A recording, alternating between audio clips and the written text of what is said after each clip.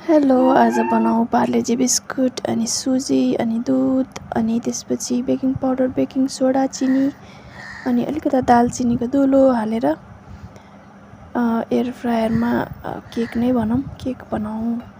मैले भनिहालेँ सबै चिज हैन, मिक्स गरेर मैले भिजाएर आधी घण्टा अगाडि सुजी, दुध अनि पार्लेजी बिस्कुट भिजाएर राखेको थिएँ। अनि आफूलाई अलिक गिलो भनेपछि लाएपछि अलिकति पिठो थपिँदा नि हुन्छ। अस्तिको पालि चाहिँ मेरो फापरको पिठो र सुजीको बनाएको थिएँ, योपालि चाहिँ हालिनँ फापरको पिठो, पार्लेजी बिस्कुट हालेँ। अनि एउटा पनि नरहेर मैले सबै सिनित पारेर दुईवटा कचौरामा हालेँ। त्यो कचौरामा घिउ दलेर अनि अलिअलि माथिबाट पिठो छर्किदिएको थिएँ। अनि त्यो ब्याटरमा पनि 2 चम्चा जति घिउ हालिदिएको थिएँ। त्यसपछि एयर फ्रायरलाई स्टार्ट गर्न थालेँ। 180 डिग्रीमा 15 मिनट थियो सायद।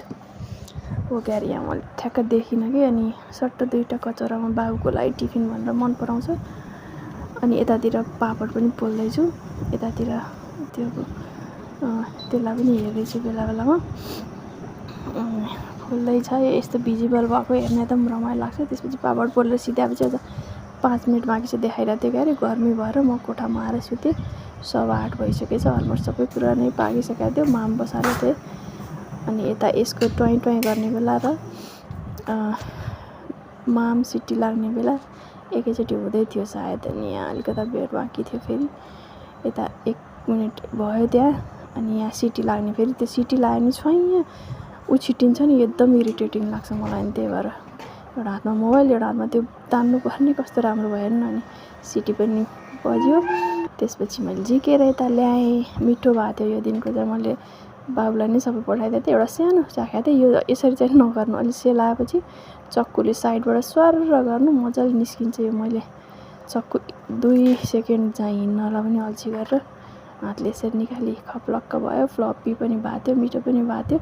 अझ कोको पाउडरहरू पाइन्छ नि, भेनिला एसेन्स, कोको पाउडरहरू, त्यो सब हालेको पनि मिठो हुन्छ। अनि बाबुलाई टिफिन रेडी भयो, 15 मिनटमै रेडी। अब टिफिनमा पनि हालिदिँदैछु, चट्ट पारेर पिस पिस पारेर काट्छु। अनि साथीहरूले पनि खान्छन् नि त। अब साथीहरूलाई मनपर्छ कि पर्दैन, बाबुलाई चाहिँ यस्तो एकदम मनपर्छ। पहिला पहिला मैले कोभिडको बेलादेखि बनाउन थालेको। अब अहिले त झन् एयर फ्रायर भएर सजिलै भएको छ। अब सिजीले मलाई फोन गरेन एम्बेसडर बनाउनलाई, अब नगरे पनि आफै आफ्नो घरको एम्बेसडर।